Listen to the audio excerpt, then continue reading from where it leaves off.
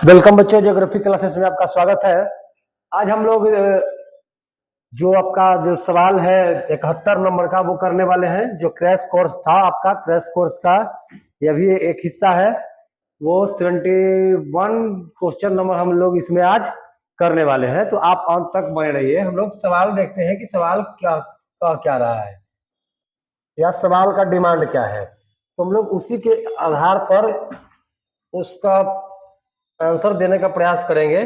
ठीक है, तो यहाँ देखिए सवाल कह रहा है कि उत्तरी भारत के अधिकांश राज्यों में मानव विकास के निम्न स्तरों के दो कारक बताइए।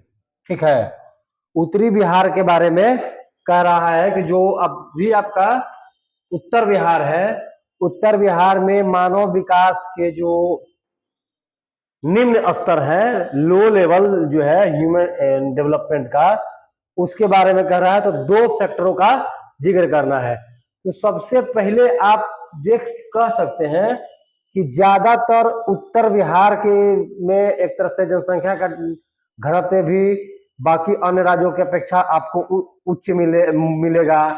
आप जो है कि यहाँ एक तरह से बेरोजगारी है, बेरोजगारों की संख्या जो है कि उत्तर भारत इट मीन बिहार वगैरह जो भी है आपका, ठीक है, वो हो गया, यूपी हो गया, इन सब इलाकों को मिलाते हैं। या मध्य प्रदेश हो गया, आपका अरुणाचल प्रदेश, नागालैंड, 30% से अधिक जनसंख्या जो है कि गरीबी रेखा है। ठीक है, या उसके अलावा भी अगर बात करते हैं उड़ीसा और बिहार की, तो यहाँ पर 40% से अधिक जो लोग जो है कि गरीबी रेखा के नीचे बसर कर रहे हैं। यानी कि इसमें सीधे सीधे तौर पर कहा जा सकता है कि गरीबी और अशिक्षा जो है इनमें मुख्य रोल निभा रहा है। जो उत्तर भारत के जो राज्य जो है, यानी कि जो मानव विकास के मामले में फिसड्डी साबित हो रहे हैं, इसमें दो मूल फैक्टर गरीबी और अशिक्षा को कह सकते हैं। यानी कि शिक्षा का कम होना, अशिक्षा नहीं मतलब एजुकेशन का जो लिटरेसी रेट जिसको हम लोग कह सकते हैं, यानी कि साक्षरता का जो रेट है, लिटरेसी रेट जो है कि लो है, लो लिटरेसी रेट जो है कि इसके मुख्य कारक माने जाएंगे। क्योंकि अगर बात करते हैं तो गरीबी तो है ही, 40% से अधिक जो है कि आपका उड़ीसा और बिहार में गरीबी देखने के लिए मिलेगा। वहीं एमपी में देखेंगे, आपका सिक्किम में देखिए, असम, त्रिपुरा, अरुणाचल प्रदेश, मेघालय, नागालैंड में जो है कि 30% से अभी जनसंख्या जो है गरीबी रेखा के नीचे है, यानी कि बिलो पॉवर्टी लाइन। ठीक है, ये है क्या, बीपीएल, बिलो पॉवर्टी लाइन, यानी कि गरीबी रेखा के नीचे जो बसर करने वाले लोग हैं 40% से लेकर 30% तक जो है आपके गरीबी रेखा के नीचे बसर कर रहे हैं। आपका अगर अकेले कहा जाए तो उड़ीसा और बिहार, ठीक है, उड़ीसा और बिहार जो है आपका 40% गरीबी रेखा से नीचे लोग रह रहे हैं, और 30% जो है कि बाकी अन्य त्रिपुरा वगैरह जो भी राज्य है वहां मिलेंगे आपको। और इन राज्यों में प्रति व्यक्ति आय जो है, ठीक है, पर कैपिटा इनकम और खर्च जो है राष्ट्रीय औसत से काफी जो है कि कम है। यानी कि यहाँ जो है एक तरह से खर्च भी है, यानी कि राष्ट्रीय आय से उसका जो है उपभोग या आय जो है कि वो सब कम है। इसके माने इसलिए इन राज्यों में हम लोग मानव विकास का निम्नतर स्तर को देख सकते हैं। और दूसरा रहा आपका लिटरेसी रेट, जिसको हम लोग साक्षरता दर कहते हैं। तो साक्षरता दर के हिसाब से अगर बात करें तो विकास मुक्ति है, और मुक्ति का रास्ता जो है कि साक्षरता से होकर के जाता है। और उत्तरी भारत के अधिकांश राज्यों में साक्षरता का स्तर जो है काफी निम्न पाया जाता है। ठीक है, तो आपका एक यह भी देखिए कि जो ह्यूमन डेवलपमेंट है, एसडीआई जो जारी करता है, उसमें मूल कंपोनेंट यही है। ठीक है, लिटरेसी, साक्षरता, यानी कि शिक्षा को रख सकते हैं, हेल्थ को रख सकते हैं, लाइफ स्टाइल को रखा जा सकता है। ठीक है, तो इस तरीका से वो जो है कि फुलफिल हो पाता है। लेकिन यहाँ पर ये चीजें देखने के लिए मिल रहा है कि यह दो सेक्शनों पे यह राज्य जो है कि कमजोर दिखाई दे रहे हैं, जिसके कारण जो है कि उनका स्तर जो है कि HDI में कम आ जाता है।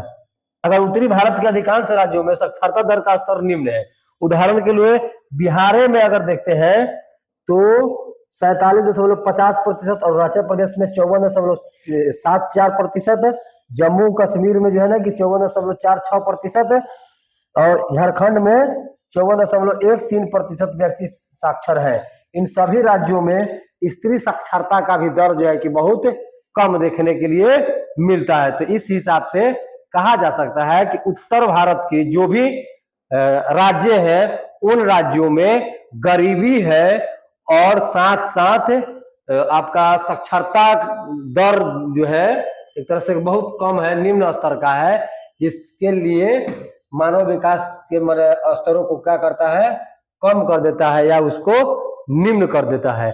ठीक है, HDI का ग्राफ जो है कि बहुत कम कर देता है। वो आपका एक गरीबी है और एक आपका साक्षरता का निम्न स्तर जिसको हम लोग कह सकते हैं। ठीक है, अब यहीं पर हम लोग बतियाते चले तो एक चीज हम लोग लिटरेसी रेट में सबसे हाई जो है आपका केरल है, यानी कि केरल में सर्वाधिक मतलब साक्षरता दर जो है केरल का सर्वाधिक है।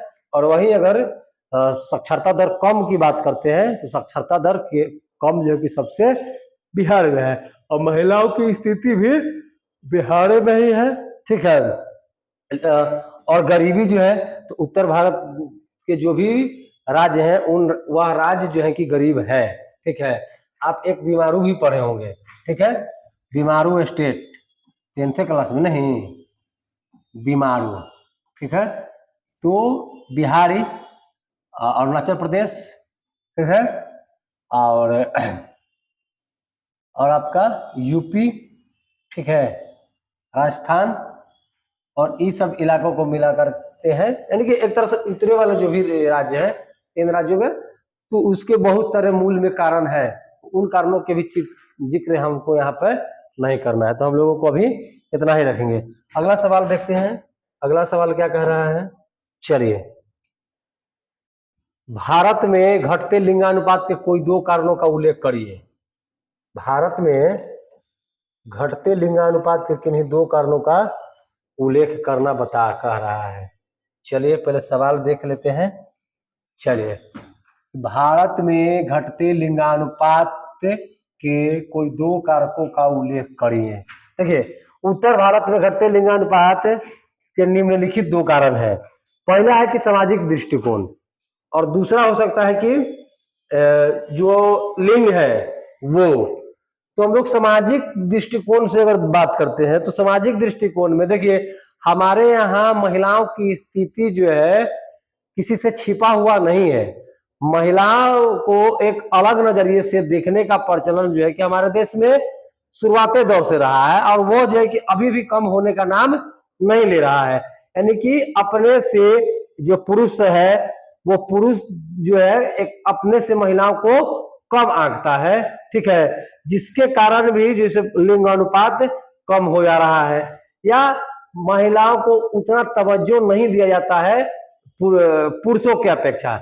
यानी कि जो भी आपके घर में अगला जन्म लेने वाला बच्चा है, अगर वो बालक है, लड़का है तो एक्सेप्टेबल है, अगर वो लड़की है तो थोड़ा सा लोग जो है कि आनाकानी करते हैं या उतना उल्लास नहीं मनाते हैं जितना एक बेटे के जन्म पर होता है। ठीक है, तो पता नहीं क्यों लोगों के मन में क्या चलती रहती है। तो एक सामाजिक ऐसा हो गया कि स्त्री की अपेक्षा अधिक पुरुष जन्म ले रहा है, तो एक तरह से पुरुष प्रधान समाज इसको कहा जा सकता है कि पुरुष प्रधान समाज है और भारतीय परिवार जो है कि इसमें स्त्रियों का स्थान जो है कि गौण रह जाता है। तिरस्कार के कारण शैशव काल में जो है कि स्त्री मृत्यु दर अधिक देखने के लिए मिल रहा है या बाल विवाह के कारण प्रसव के समय भी बहुत सारी स्त्रियों की मृत्यु हो जाती है। अतीत काल में स्त्री शिशुओं की हत्या की प्रथा तथा महामारियों में स्त्री की अधिक मृत्यु के कारण लिंगानुपात में कमी होती गई है। और एक थोड़ा का लिंग हो गया कि लिंग निर्धारण की वैज्ञानिक विधि जो है, ठीक है, यानी कि जो जेंडर डिटर्मिनेशन है, ठीक है, यानी कि जो जिससे जेंडर डिफाइन होता है, तो इसमें एक चीज आ गया है, परीक्षण करना, यानी कि माँ के पेट से में ही जो बच्चा है, ठीक है, पेट में ही नहीं, पहले वो भ्रूण में ही है, ठीक है, तो वहां पे जांच कर लिया जाता है, एक साइंटिफिक मेथड है, और उसके बाद जो है कि कन्या भ्रूण हत्या तेजी से उसमें हो रहा है। समाज में दहेज है या इस तरीका के बहुत सारे कुरीतियां हैं, जिनके कारण उन्हें जन्म लेने से पहले ही समाप्त करने की योजनाएं बना ली जाती है, या समाज में इस तरीका से एक तरह से समाज का फॉर्मेशन हुआ है, जिसमें यह चीजें देखने के लिए मिलती है कि नहीं, जो भी है एक तरह से मतलब समझ लीजिए कि महिलाओं को कमतर आंकना और महिलाओं के प्रति एक तरह से भेदभाव के जो रवैया अपनाना, ये जो समाज का ट्रेडिशन बना है, समाज की जो परंपरा बना है, वह भी भारत में लिंग अनुपात को कम किया है। या इसके अलावे बहुत सारे कुरीतियां भी फैल गए हैं, जैसे दहेज लेना और दहेज लेने की जो परंपरा चल रहा है, उससे भी लोगों पर एक आर्थिक दबाव पड़ता है, जिसके कारण जो है कि लोग फ्यूचर प्लानिंग कर लेते हैं कि फ्यूचर में इससे हमको घाटा ही होगा। तो इस तरीका के मनोभाव जो है जब मन में जागृत होते हैं, तो ज्यादातर देखिएगा कि तो पहले ही जांच वगैरह करा करके ना उनको भ्रूण हत्या जैसी घटनाएं सामने निकल करके आती है। तो इस तरीका से हथकंडे अपनाए जाते हैं, जो कि बिल्कुल ही सरासर गलत है, ठीक है। तो लिंगानुपात घटने के पीछे यही कारण है, ठीक है। और वो और अन्य बातें हैं कि जैसे कभी बर्थ वगैरह हो रहा है, उसी समय में बच्चा डेथ कर गया, तो वो अलग मसला है, ठीक है। लेकिन एक चीज और देखिए, लिंग अनुपात घटने के पीछे एक और भी कारण है, जब बच्चा मैच्योर हो जाता है, तो कभी कभी ये चीजें भी देखने के लिए मिलेगा आप लोगों को कि वो अपना मन से शादी विवाह करना चाह रहा है, या वो अपने मन के जीना चाह रहा है, तो उस समय भी जो पारिवारिक बंदिशें होती हैं, जो पारिवारिक दबाव होता है, जिनके कारण बहुत सारे वैसे भी लोग सुसाइड वगैरह करते हैं, एक मूल में इसके ये भी आ जाते हैं। तो डिफरेंट फैक्टर्स हो सकते हैं, लेकिन दो कारण कहा है, तो हम लोग इस तरीका से जैसे इसका जिक्र कर सकते हैं, यानी कि अगर कहें कि सामाजिक दृष्टिकोण, ठीक है, या दहेज प्रथा का जो चलन है, वो महिलाओं को अपने आप से कमतर आंकना, पुरुषों से कमतर आंकना, एक वो भी कारण हो सकता है, ठीक है। यानी कि डिफरेंट कारण इसके हो सकते हैं, इसके कारक, ठीक है, इसमें कोई अतिशयोक्ति नहीं है। तो आप जितना लिखना चाहें आप उसमें लिख सकते हैं, उसमें इंक्लूड कर सकते हैं, लेकिन आपसे दो पूछा जा रहा है तो दो ही जवाब दीजिए। चलिए आगे देखते हैं।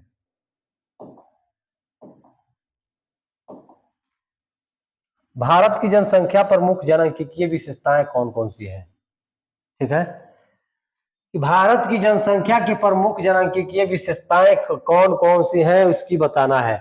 देखिए, आय संरचना, ठीक है, एक ये हो सकता है, आपका लिंग अनुपात हो सकता है, नगरीय और ग्रामीण जनसंख्या हो सकता है, और कार्यरत और आश्रित जनसंख्या जो है, यह जनसांख्यिकीय विशेषताएं हो सकती हैं। तो अगर इन विशेषताओं में हम लोग बात करते हैं, ठीक है, तो आय संरचना का तात्पर्य क्या है? आय संरचना का तात्पर्य है कि आयु के आधार पर जनसंख्या का वर्गीकरण भारत में 2001 में 10 से 19 वर्ष की आयु वाले किशोरों का प्रतिशत बहुत अधिक है, ठीक है। अगर वही लिंग अनुपात की बात करते हैं, सेक्स रेशियो की, तो इसके अंतर्गत स्त्री पुरुष का अनुपात का अध्ययन करेंगे, ठीक है, और इसमें प्रति 1000 पुरुषों की स्त्रियों की संख्या में व्यक्त किया जाएगा, और भारत में पुरुषों की संख्या स्त्रियों की संख्या से अधिक है। अगर हम लोग 2001 में लिंग अनुपात की बात करें तो 933 प्रति 1000, ठीक है, पुरुष महिलाएं हुआ करती थी। अगर नगरीय और ग्रामीण जनसंख्या की बात करें, अर्बन एंड रूरल पॉपुलेशन की, तो निवास स्थान के आधार पर भारत की 77.2% जनसंख्या ग्रामीण और 27.8% जनसंख्या जो है कि नगरीय है, ठीक है। और उसको कार्यरत और आश्रित जनसंख्या के बेसिस में बांट सकते हैं। तो भारत में 39% जो है जनसंख्या लाभकारी कार्यों में संलग्न है, और शेष 61% जनसंख्या जो है कि किसी न किसी रूप से किसी पर आश्रित है। तो इस प्रकार से जो इसकी विशेषताएं हैं, ठीक है, आपने देखा कि जो आय संरचना है वो उसकी विशेषता है, लिंग अनुपात उसकी विशेषता है, या जो भी अर्बन है या रूरल एरिया है वो इसकी विशेषता है, और जो काम करने वाली जनसंख्या है और जो एक आश्रित जनसंख्या है वो उसकी क्या है, विशेषताएं हैं, जनांकीय विशेषताएं होंगे। और उनको हम लोग उन्हें बारी बारी से समझा कि लिंग अनुपात जो है कि क्या है, फिर जो है कि नगरीय और ग्रामीण जनसंख्या का स्वरूप कैसा है, ठीक है। और जो आप आयु संरचना देखिए तो आयु संरचना में 10 वर्ष से हम लोग 19 वर्ष के आयु के किशोरों को अध्ययन उसमें करें, तो हमने पाया कि यह भाई इसकी जनांकीय विशेषता, ठीक है, को यह सार्थक कर रहा है। चलिए आगे देखते हैं। भारत के कुछ राज्यों में अन्य राज्यों की अपेक्षा श्रम सहभागिता ऊंची क्यों है? देखिए, भारत विभिन्न राज्यों में श्रम सहभागिता दर में विभिन्नता पाई जाती है, यह बात दम बिल्कुल सही है, ठीक है। लेकिन जिन राज्यों में खेती पर आश्रित श्रमिकों की संख्या अधिक है उनमें श्रम सहभागिता अधिक है, क्योंकि आर्थिक विकास के निम्न स्तरों वाले क्षेत्रों में निर्वाह अथवा लगभग निर्वाह की आर्थिक क्रियाओं के निष्पादन के लिए अनेक कामगारों की जरूरत पड़ती है, और श्रमिकों की अपेक्षाकृत अधिक प्रतिशत वाले राज्य जो है आपके मिजोरम है 53%, हिमाचल प्रदेश 49%, सिक्किम जो है कि 49%, छत्तीसगढ़ 47%, आंध्र प्रदेश 46%, कर्नाटक 45%, और दूसरी ओर दिल्ली 33%, उत्तर प्रदेश 33%, बिहार 34%, लक्षद्वीप 25% और केरल जो है कि 32% श्रम सहभागिता दर अति निम्न है, ठीक है, अति निम्न है। तो देखिए, श्रम सहभागिता का कहने का क्या मतलब है कि श्रम का समावेश कितना है, यानी कि श्रम जो है कि हर जगह जो काम है, ठीक है, जो भी आपका वर्क है, ठीक है, वह हर जगह जो है मतलब ऊंचा है, कहीं कहीं नीचा है, कहीं जो है कि बराबर है। तो वही सवाल था आपका कि भारत के कुछ राज्यों में आम राज्यों की अपेक्षा श्रम सहभागिता ऊंची क्यों है? तो ऊंची इसलिए है श्रम सहभागिता क्योंकि सब जगह जो है कि असमान वितरण है, ठीक है, असमान वितरण है, क्योंकि श्रम जो है कि ज्यादातर आपको वहीं पे दिखाई देगा, श्रम की सहभागिता जहां आर्थिक विकास के निम्न स्तर वाले क्षेत्र में आर्थिक क्रियाओं के निष्पादन के लिए अनेक कामगारों की जरूरत जहां पड़ती है, ठीक है, यानी कि आर्थिक क्रियाकलापों को करने हेतु जहां कामगारों की जरूरत पड़ेगी वहीं हमको श्रमिक की आवश्यकता पड़ेगी, और जहां श्रमिक की आवश्यकता पड़ेगी सहभागिता वहीं पर होगा, ठीक है। तो जिन क्षेत्रों में ठीक ज्यादा कार्य होते हैं उन क्षेत्रों में श्रम सहभागिता ऊंची होती है, ठीक है। तो इन क्षेत्रों में अगर हम लोग बात करते हैं, ठीक, तो यहाँ पर हिमाचल प्रदेश मिजोरम वाले जो भी छत्तीसगढ़ है, ठीक है, उनमें थोड़ी ज्यादा है, तो वहाँ जो है कि आपको ज्यादा देखने को मिल रहा होगा, और जिन क्षेत्रों में कम होंगे वहां कम होगा। तो ज्यादातर इन राज्यों में वर्क जो है कि होते ही है, इसके कारण श्रम सहभागिता जो है कि वहां ऊंचे है।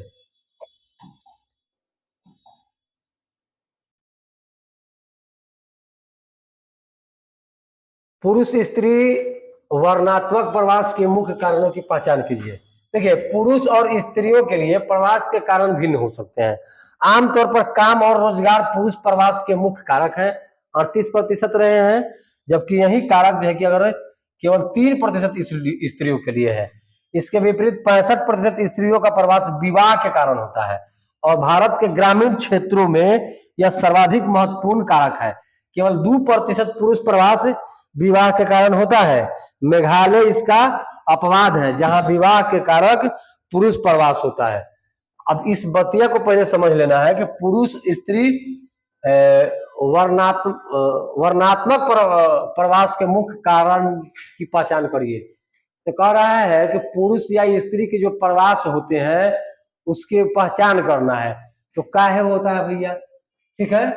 तो वर्णात्मक जो है कि प्रवास के कारण कह रहा है, उसके पहचानने के लिए कहा जा रहा है, तो उसको चिन्हित कीजिए कि वह काहे हो रहा है। तो देखिए, भारत में ज्यादातर स्त्रियों, पहले अगर स्त्रियों की प्रवास करते हैं, पहले अगर हम लोग स्त्रियों की प्रवास से बात करते हैं तो पाते हैं कि ज्यादातर स्त्रियों का प्रवास जो है कि विवाह के कारण होता है, ज्यादातर। ठीक है, मात्र गिने चुने 1-2% जो है, 3% के आसपास में महिलाओं का प्रवास जो है कुछ अन्य कारणों से होता है, अन्यथा आपका ज्यादातर महिलाओं का प्रवास जो होता है कि विवाह के कारण ही होता है, यानी कि एक जगह से दूसरे जगह के जा करके बसना। ठीक है, और पुरुष प्रवास क्यों होता है, तो हमारे यहाँ ये चीजें देखने के लिए मिलेगा कि पुरुष प्रवास जो है ज्यादातर आर्थिक क्रियाकलाप, आर्थिक गतिविधियों के कारण होता है, यानी कि एक तरह से उपार्जन करने के हेतु, यानी कि जीवन जीने के लिए जो भी जरूरत की सामग्री है उनके हिसाब से वो, या उनके रोजी रोजगार है उनके हिसाब से प्रवास सेट होते हैं। लेकिन कुछ गिने चुने हैं 1-2% इक्का दुक्का जिनका प्रवास विवाह के कारण होता है, अन्यथा बाकियों का प्रवास जो है कि भिन्न कारणों से होता है। लेकिन महिलाओं का प्रवास केवल और केवल शादियों से ही होता है। कुछ राज्य ऐसे हैं भारत में भी, ठीक है, जहां जो पुरुष है उनका प्रवास जो है आपका विवाह के कारण होता है। ठीक है, वह जो है कि मेघालय इसका अपवाद है, एक्सेप्शन केसेस है वहां पे।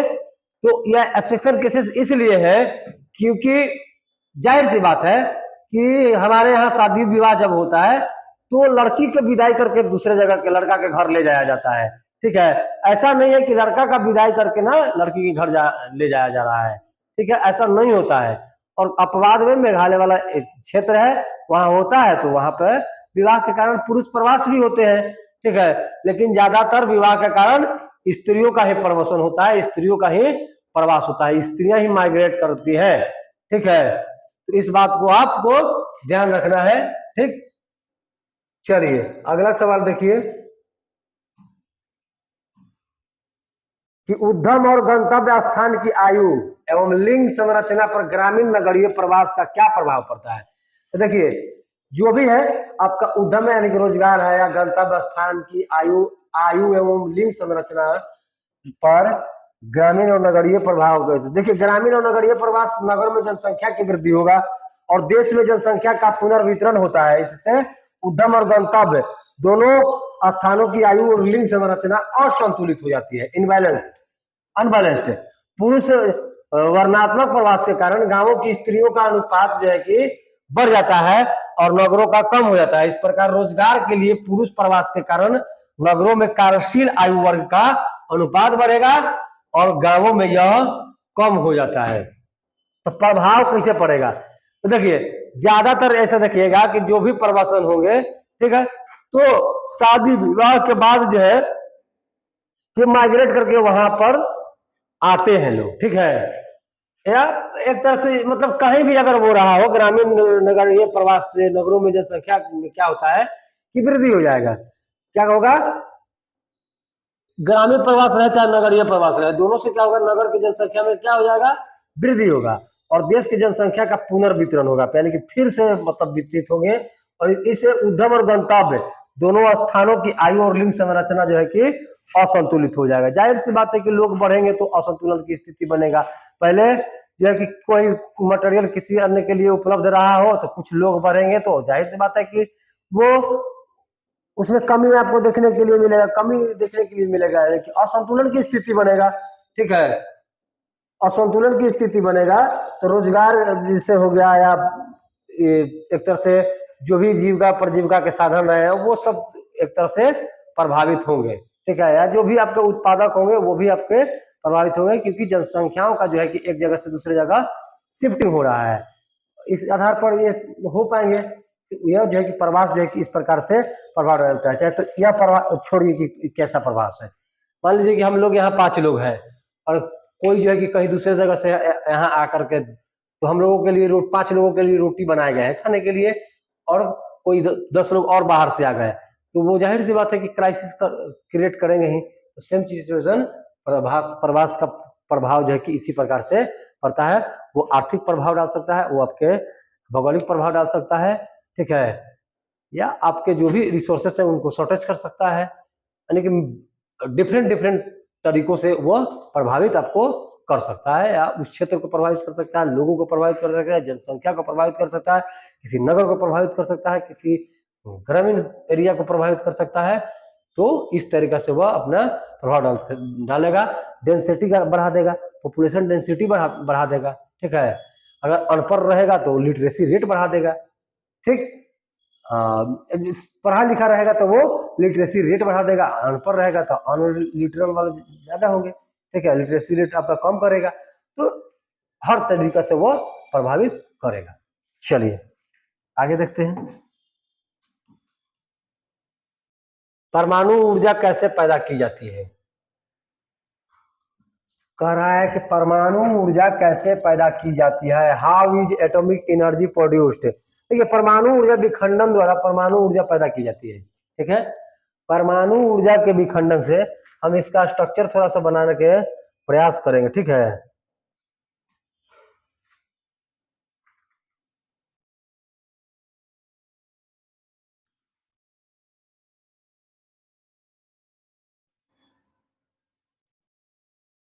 चलिए, परमाणु ऊर्जा जो है कि परमाणु विखंडन द्वारा परमाणु ऊर्जा पैदा किया जाता है, ठीक है। तो मान लीजिए कि कोई यही एगो एटम है, स्ट्रक्चर मान लीजिए, ठीक है, ये है नहीं, इसको माना जाए, ठीक है, ये आपके हैं। तो यह जो है कि ऐसा स्थिति में है, तो आगे चल के यह छोटे छोटे भागों में क्या हो गया, टूट गया, ठीक है। यह क्या हो गया, टूट गया, खंड खंड हो गया, विखंड हो गया, ठीक है, विखंडित हो गया। यानी कि एक बड़ा जो है कि नाभिक, ठीक है, एक बड़ा जो है आपका नाभिक जब टूट करके अन्य बहुत सारे नाभिकों में कन्वर्ट होता है, तो उसको हम लोग नाभिकीय विखंडन कहते हैं। उस नाभिकीय विखंडन के बेसिस पे परमाणु ऊर्जा तैयार किया जाता है, परमाणु ऊर्जा वैसे बनता है, ठीक है। जैसे एक बड़ा नाभिक जो है, मान लीजिए कि एक बड़ा नाभिक था, ठीक है, और वो बड़ा नाभिक जो है टूट करके अन्य छोटे छोटे अन्य नाभिकों में कन्वर्ट हो गए, ठीक है। और अब यह जो है कि यह तीन यहाँ से फिर निकलेंगे, ठीक है। तो इस प्रकार से जो भी आपके निकल रहे हैं, टूट रहे हैं, नाभिक जो है कि आपस में टूट रहे हैं, उन टूटने की जो क्रिया होगी वो नाभिकीय विखंडन होगा, और इसी से आपके परमाणु ऊर्जा तैयार होते हैं, ठीक है। और परमाणु ऊर्जा को ही हम लोग न्यूक्लियर एनर्जी भी कहते हैं, जो परमाणु के नाभिक से परिवर्तन लाकर प्राप्त करते हैं, ऊर्जा उत्पादन होगा, और उसमें महत्वपूर्ण खनिज जो होंगे, यूरेनियम होगा या थोरियम होगा, यह पहले भी आपको पढ़ाया गया था, ठीक है, जो भूपर पट्टी में पाए जाते हैं, जिसका इस्तेमाल जो है हम लोग करते हैं। इसके लिए बहुत सारे जगह है देश में, ठीक है।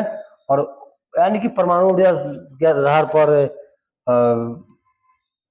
मतलब इसके रॉ मटेरियल के लिए जो थोरियम है, या जो इसका वेनेडियम है, यूरेनियम है, तो भारत के विभिन्न राज्यों से, जैसे मध्य प्रदेश हो गया, गुजरात हो गया, ठीक है, या आपका छत्तीसगढ़ हो गया, उड़ीसा हो गया, बालासोर हो गया, इन सब जगहों से प्राप्त करते हैं। और जब वहीं पे बात करते हैं तो सबसे पहला परमाणु ऊर्जा जो है तारापुर महाराष्ट्र में खोला जाता है, रावत भाटा राजस्थान में है, कलपक्कम जो है तमिलनाडु में है, और नरौरा एगो है वो वहाँ पे यूपी में, कैगा कर्नाटक में है, और काकरापारा जो है कि इसके गुजरात में है। यह मुख्य परमाणु ऊर्जा केंद्र है, ठीक है। तो आप इस बात को ध्यान में रखेंगे, ऑब्जेक्टिव में आपके सवाल पूछे जा सकते हैं कि जो नरौरा है वो कहाँ है, जो आपका कैगा है कहाँ है, काकरापारा है जो कहाँ है, रावत भाटा कहाँ है, तारापुर कहाँ है, ठीक है। तो ये आपके परमाणु विद्युत केंद्र है, बनाए गए हैं भारत के विभिन्न जगहों पर, ठीक है। इससे परमाणु ऊर्जा तैयार किया जाता है, और बाकी एनर्जी के जो भी जरूरत है उनकी पूर्ति की जाती है। चलिए अगले सवाल की ओर हम लोग बढ़ते हैं।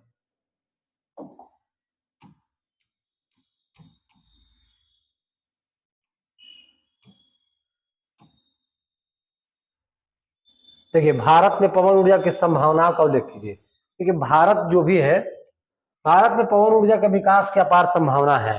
ठीक है, उसमें स्थानीय वायु प्रणाली हो गया, ठीक है, या भारत में जो भी पवनें चलती हैं उन पवनों यानी कि मानसून पवनों का ऊर्जा का स्रोत के रूप में हम लोग क्या कर सकते हैं, प्रयोग जो है कि इसमें किया जा सकता है।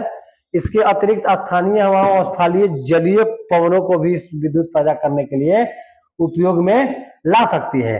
भारत के तटीय भागों में पवन तेज गति से चला करते हैं, जिसके पास जो है कि अगर एक महत्वाकांक्षी कार्यक्रम है 45 मेगावाट की कुल क्षमता के लिए 250 वायु चलित टरबाइनें स्थापित की जाती हैं, जो 12 अनुकूल सागरीय क्षेत्रों में लगाई जाएंगी। इनमें भारत में 3000